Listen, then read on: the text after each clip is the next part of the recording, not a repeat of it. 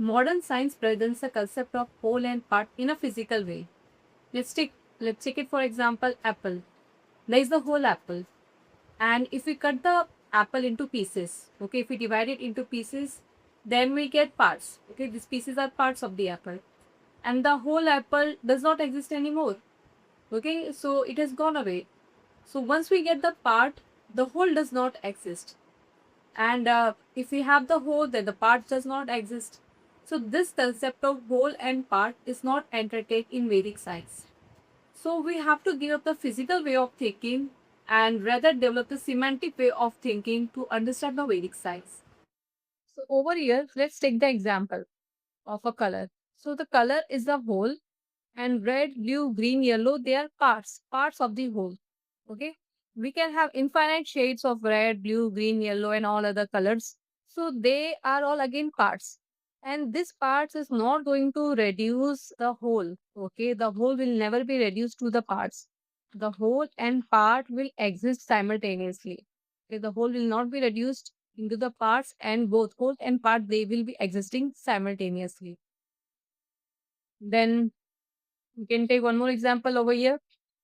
Mammal is a whole, and cow, lion, tiger, camel, they are all parts. Okay, so we say cow is a mammal, lion is a mammal, camel is a mammal. So all they are parts of the whole.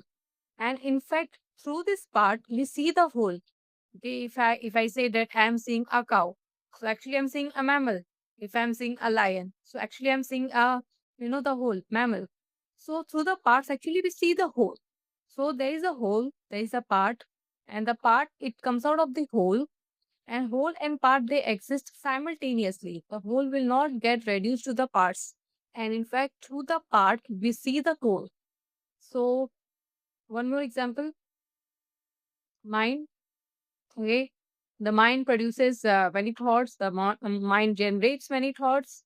And once we have the thoughts, so mind is not getting reduced to that thought, or we cannot say that mind has ceased to exist. Yes, the mind exists. In fact, the part will not exist without the whole. The whole will exist without the part. Okay, the whole will exist without the part, but the part will not exist without the whole. Okay. So the concept of whole and part in Vedic science is totally different from that of modern science. Because in modern science, there is a physical way of thinking, but in Vedic science, there is semantic way of thinking. So in Vedic science, the whole and part, they exist simultaneously. The whole does not get reduced to the part, and in fact, through the part, we see the whole.